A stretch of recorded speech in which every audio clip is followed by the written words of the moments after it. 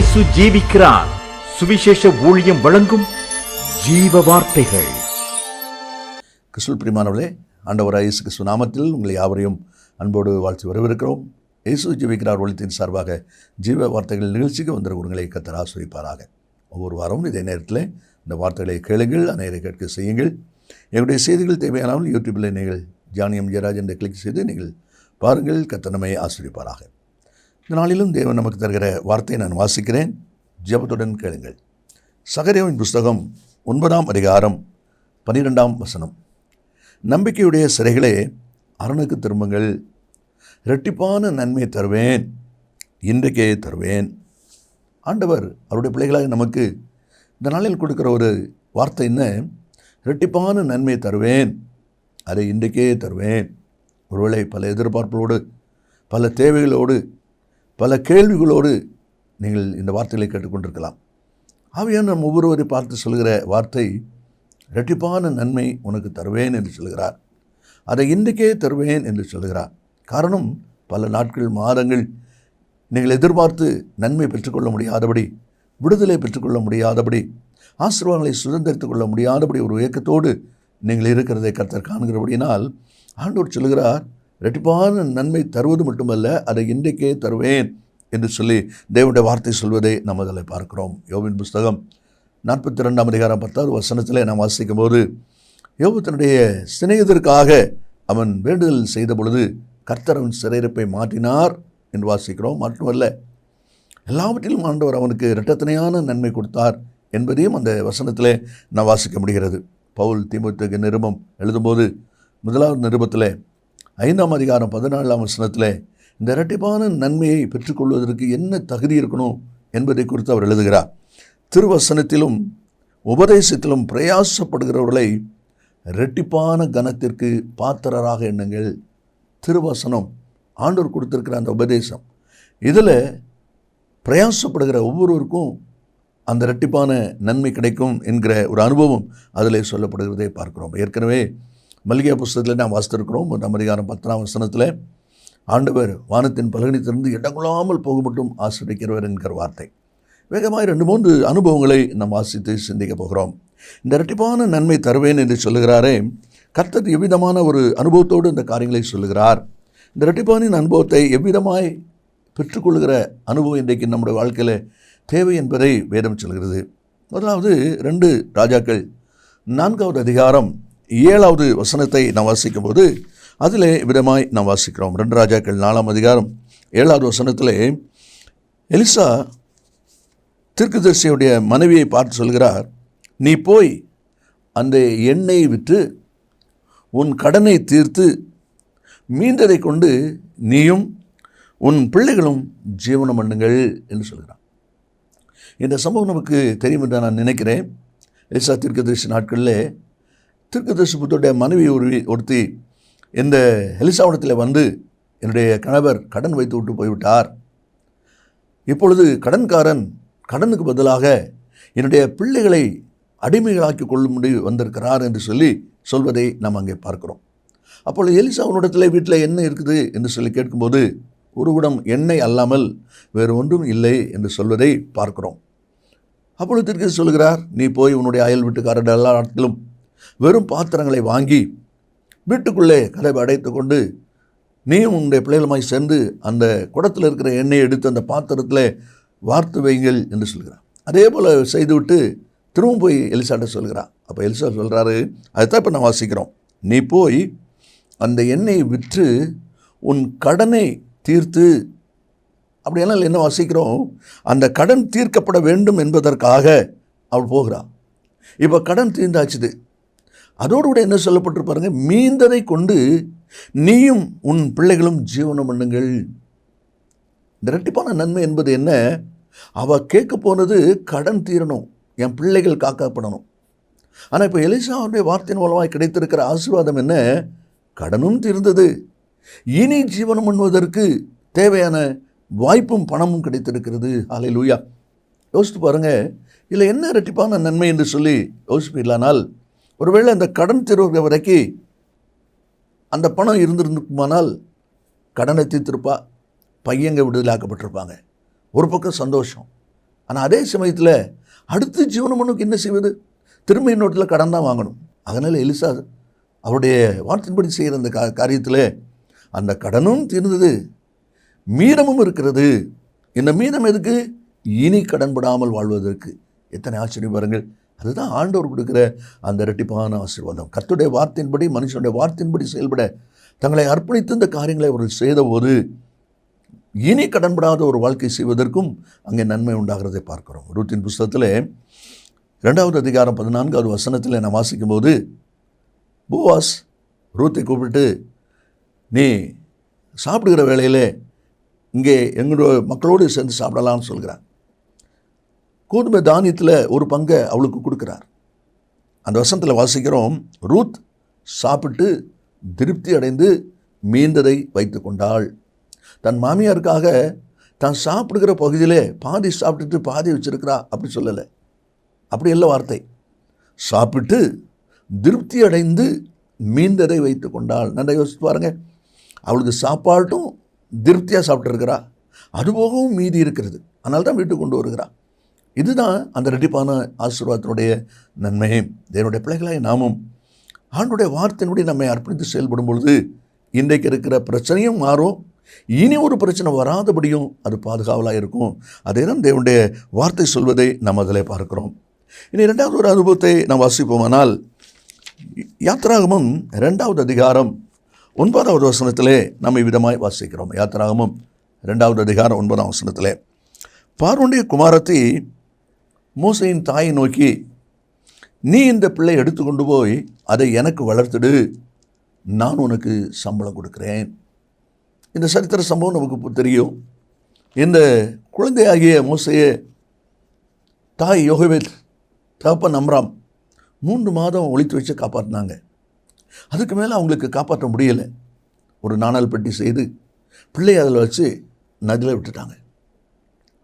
இந்த தாய் திரும்பி வரும்போது என்ன நிலைமையில் இருந்திருப்பா யோசித்து பாருங்க. ஐயோ, என்னுடைய அழகான பிள்ளை, இதுக்கு மேலே என்னால் வளர்க்க முடியாமல் ஆகி போச்சுதே, பிள்ளையை இனிமேல் காப்பாற்ற முடியலையே என்று சொல்லி அங்கலாய்த்து அழுது கொண்டு இருந்திருப்பா, வேதனையோடு இருந்திருப்பா. இதுக்கு மேலே என் பிள்ளைய வளர்க்க முடியாமல் ஆயிடுச்சதே, நானே என் கையால் அதை சாகுபடியான காரியத்தை செய்ய வேண்டியது ஆயிட்டேன்னு சொல்லி தாய் அழுது கொண்டு இருப்பா. ஆனால் நடந்தது என்ன? மீரியாம் பிள்ளைக்கு என்ன நடக்குதுன்னு சொல்லி பார்த்துட்டு இருக்கிறா.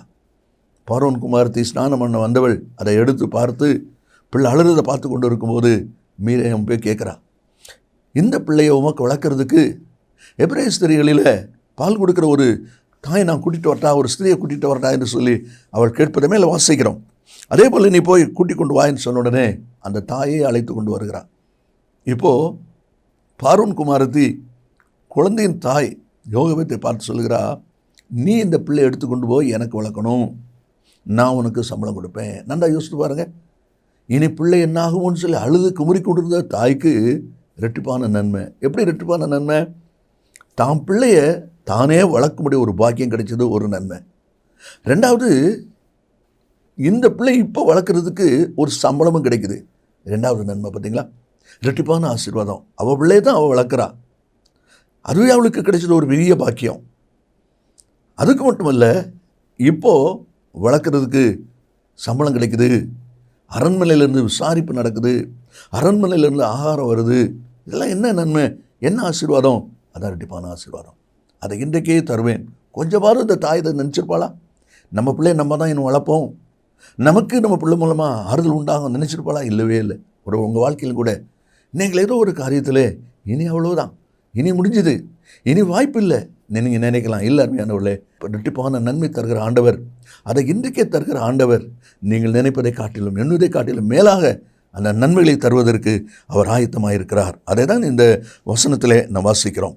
அப்போது இந்த வார்த்தைப்படி தேவனுடைய பிள்ளைகளாக நீங்களும் உங்களுடைய வாழ்க்கை சற்று நிதானித்துக் கொள்ளுங்கள். இனி 3வது ஒரு அனுபவத்தை நாம் வாசிப்போம். 2 ராஜாக்கள் 8ஆம் அதிகாரம் 6வது வசனத்தை நாம் வாசிக்கும்போது, ராஜா சுயநிலைகளுக்காக ஒரு பிரதானியை நியமிக்கிறான். பிரதானியை நியமித்த அவனத்தில் சொல்லுகிறான், அவளுக்கு உண்டான எல்லாவற்றையும் அவள் தேசத்தை விட்டு போன நாள் முதல் இதுவரைக்கும் உண்டான அந்த வயலின் வருமானம் அனைத்தையும் அவளுக்கு கிடைக்கும்படி செய் என்றான். நிறைய யோசித்து பாருங்க. இந்த சுனேமியால் எலிசாவுடைய வார்த்தையின்படி எலிசா சொல்லுகிறார், தேசத்தில் 7 வருஷம் பஞ்சம் வரப்போகுது, அதனால் நீ எங்கேயாவது போய் தங்கிக்கோ. அதே போல் பெலிஸ்தர் தேசத்துக்கு போகிறா, 7 வருஷம் தங்குறா. இப்போ 7 வருஷம் முடிஞ்சு திரும்ப வருகிறா. திரும்ப வரும்பொழுது 5வது வசனத்தில் நான் வாசிக்கிறோம், அவள் ராஜாவிடத்தில் போய் தன் வீட்டுக்காகவும் தன் வயலுக்காகவும் முறையிட்டாள். அவள் போய் என்ன கேட்குறா? ராஜாவே, நான் 7 வருஷம் போனதுனால என்னுடைய வீடு வயலை மற்றவங்க எடுத்து வச்சுக்கிட்டாங்க, அபகரித்து கொண்டாங்க, தரமாட்டேங்கிறாங்க, எனக்கு அது வேணும், வாங்கி கொடுங்க. தன் வீட்டுக்காகவும் வயலுக்காகவும் போய் கேட்குறா. ஆனால் என்ன சம்பவம் நடக்குது? ராஜா ஒரு பிரதானியை ஏற்படுத்தி அவன்கிட்ட சொல்கிறாரு, அவளுக்கு என்னென்ன பொருள் உண்டோ அதை அவளுக்கு கிடைக்கும்படி செய். மட்டுமல்ல, இந்த 7 வருஷத்து பலன், அதனால் இரட்டிப்பான நன்மை என்று சொல்கிற அந்த காரியம், அவள் தேசத்தை விட்டு போன நாள் முதல் இதுவரைக்கும் உண்டான அந்த வயலின் வருமானம் அனைத்தையும் அவளுக்கு கிடைக்கும்படி செய். ஹல்லேலூயா! இரட்டிப்பான நன்மை. அவள் கொஞ்சமாவது எதிர்பார்த்துருப்பாளா? வயலும் வீடும் கிடைக்கிறதே பெரிய காரியம், அதுவே நமக்கு கிடைச்சாலே பெரிய பாக்கியம் அப்படின்னு சொல்லிட்டு அவன் நினச்சிருப்பாள். ஆனால் இப்போ அவளுக்கு என்ன கிடைக்குது? அவளுடைய வீடும் வயலும் கிடைக்குது, 7 வருஷத்து பலனும் கிடைக்குது. அதான் ஆண்டவர் சொல்கிறாரு, இரட்டிப்பான நன்மை. நீங்கள் எதிர்பார்த்தராத, நீங்கள் நினைத்தராத ஒரு நன்மை தான் அவளுக்கு செய்கிற ஆண்டவர் உங்களுடைய வாழ்க்கையில் விதமாய் செய்ய அவர் போதுமானவராக இருக்கிறார். உங்களுடைய வாழ்க்கையிலும் இப்படிப்பட்ட நில பிரச்சனை, இப்படிப்பட்ட வயல் வீடு பிரச்சனையில் இருக்கிறீங்களா? கர்த்தர் உங்களுக்காக தான் சொல்கிறார். இரட்டிப்பான நன்மையை இந்த நாளிலே நீங்கள் பெற்றுக்கொள்ள முடியாத ஒரு காரியத்தை கர்த்தர் செய்ய போகிறார். அதை தான் தேவனுடைய வார்த்தையிலே நாம் வாசிக்கிறோம். கடைசியாக ஒரு வசனத்தை வாசிப்போம். 2 ராஜாக்கள் 4வது அதிகாரத்திலே கடைசி வசனத்தை நாம் வாசிக்கும்போது அதில் எப்படி வாசிக்கிறோம்? கர்த்தருடைய வார்த்தையின்படியே அவர்கள் சாப்பிட்டதும் அன்றி மீதியும் இருந்தது. கர்த்தருடைய வார்த்தையின்படியே அவர்கள் சாப்பிட்டது மட்டுமன்றி மீதியும் இருந்தது. என்ன சம்பவம்? 42, 3, 4 இந்த 3 வசனத்தில் தான் இந்த சம்பவம் இருக்குது. அங்கே என்ன சொல்லியிருக்கு பாருங்கள். சலிஷாவிலிருந்து ஒரு மனுஷன், தேவனுடைய மனுஷன் எலிசாவை தேடி வரார்.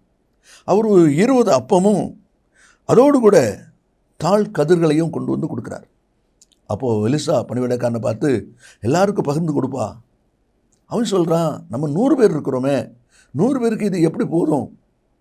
இல்லை, மீதம் இருக்கும் என்று கர்த்தர் சொல்லுகிறார். அந்த வசனத்தை பாருங்கள். 43வது வசனத்தில், சாப்பிட்ட கொடு, சாப்பிட்ட பிற்பாடு இன்னும் மீதி உண்டாயிருக்கும் என்று கர்த்தர் சொல்லுகிறார். என்ன அருமையான வார்த்தை பார்த்தீங்களா? இருக்கிறது 20 அப்பந்தான், கொஞ்சம் கதிர் இருக்குது. இருக்கிறது எண்ணிக்கையில் 100 பேர். 100 பேர் எப்படி சாப்பிட முடியும்? சிந்திக்க முடியாத காரியம். ஆனால் தேவன் இடைபடும் போது, தேவன் உங்கள் வாழ்க்கையில் பிரவேசிக்கும் போது, தேவன் உங்களுடைய காரியத்தில் பிரவேசிக்கும் போது, தேவனுடைய வார்த்தை செயலாற்றும் போது அங்கே மீதம் இருக்கும். காரணம், அவர் இரட்டிப்பான நன்மை தருகிறவர். அதே தான் வாசிக்கிறோம். அப்போ அந்த பணிவிடைக்காரன் உடனே எல்லாருக்கும் பரிமாறி கொடுக்குறான்.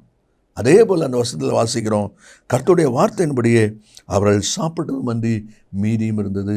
இந்த வார்த்தையில் கேட்கிற அன்பு நேச பிள்ளைகளே, உங்களுடைய வாழ்க்கையை யோசித்து பாருங்கள். நம்ம விதமாக இருக்கிறோம். ஆண்டவர் இன்றைக்கு சொல்கிறார், இரட்டிப்பான நன்மை தருவேன், அதை இன்றைக்கே தருவேன் என்று சொல்கிற ஆண்டவர் அந்த ஆசீர்வாதத்தை கொடுக்க அவர் ஆயத்தமாக இருக்கிறார். அதை தான் வாசிக்கிறோம். நாம் பார்க்கிறபடியாக தீர்க்கதரிசி மனை வாழ்க்கையில் கடனும் தீர்ந்தது, கடனில்லாத ஒரு வாழ்க்கை செய்வதற்கு ஒரு வாய்ப்பும் பிறந்தது என்று சொல்லி பார்க்கிறோம். யோகபேத்துக்கு தாம் பிள்ளை வளர்க்குற பாக்கியமும் கிடைச்சிது, வளர்க்குறதுக்கு சம்பளமும் கிடைக்குது. அதுதான் அந்த வசனத்திலே நாம் வாசிக்கிறோம். அதே போல் சுனேமியாள் தான் இழந்து போகிற வயல் வீடு வேணும்னு வந்தா, அதுவும் கிடைச்சிது, 7 வருஷத்துக்கு பலனும் கிடைச்சிது. அதே போல் கடைசியில் வாசிக்கிறோம், இருக்கிறது 20 அப்பம், ஆட்கள் 100 பேர், அதுவும் மீறி இருந்தது. காரணம் கர்த்தருடைய வார்த்தை. அதே தான் இந்த வசனத்தில் வாசிக்கிறோம், இரட்டிப்பான நன்மை தருவேன், அதை இன்றைக்கே தருவேன். பெற்றுக்கொள்ள ஆயத்தமா? இயேசு சீக்கிரம் வரப்போகிறார். நல்ல பிதாவே, நன்றியோடு துதிக்கிறோம். இந்த வார்த்தையின்படி ஆசீர்வாதத்தை சுதந்திரித்துக் கொள்ள கர்த்தர் உதவி செய்வீராக. சரி, இயேசுவின் நாமத்தில் பிதாவே, ஆமே ஆமே. கர்த்தர் உங்களை ஆசீர்வதிப்பாராக. ஆமே. மேலும் விவரங்களுக்கும் உங்கள் ஜெப தேவைகளுக்கும் நீங்கள் எங்களோடு தொடர்பு கொள்ள வேண்டிய முகவரி, ஜீசஸ் லிவ்ஸ் காஸ்பல் மினிஸ்ட்ரீஸ், சகோதரர் John M Jeyaraj, 123A Dohnavur road, Mavadi, Nellai மாவட்டம், தென்னிந்தியா 627107. செல்போன் 9443113292.